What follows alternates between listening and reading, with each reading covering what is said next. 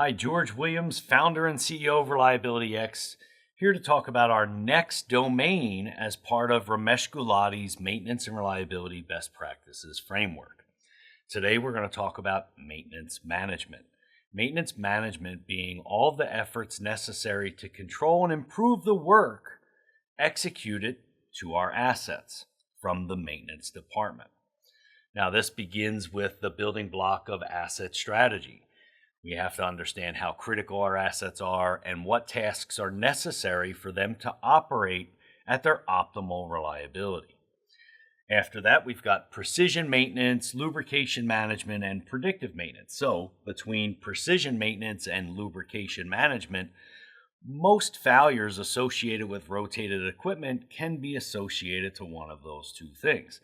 So precision maintenance being, do I use torque wrenches? Do I align with lasers?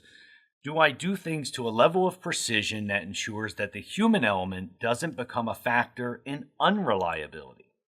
Then lubrication management being everything around selecting the right lubricants, filtering them to the right ISO standard, managing them well, ensuring that they are dispersed appropriately and stored appropriately, all of the things associated with lubrication management, including sample testing and sending out for analysis. Predictive maintenance being the technologies associated with condition monitoring. Condition monitoring can be many things. The predictive maintenance building block is specific to the technologies associated with condition monitoring.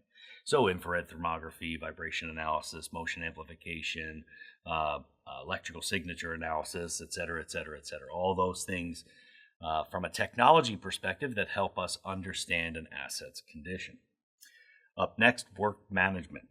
We certainly need to manage the work. So what's in our backlog? How does things come into our backlog?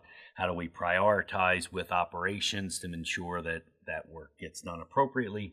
How do we plan, schedule, and execute that work?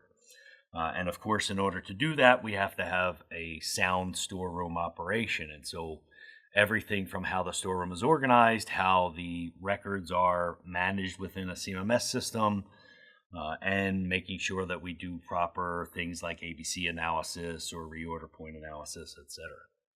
Failure management being everything associated with post-mortem or the management of failure modes. So how does that translate back into updating our asset strategy? Do we send bearings out for analysis after our vibration program has identified them as being faulty? Root cause analysis, all of that sits inside of failure management. And then the CMMS or EAM system, everything that we utilize from a technology perspective to get the maintenance work done. So this is your SAP, Maximo, Hexagon, et cetera, Limbo, all those different systems that the CMMS or EAM component or building block is comprised of. So this is our maintenance management domain. In our next video, we'll take a look at asset management domain.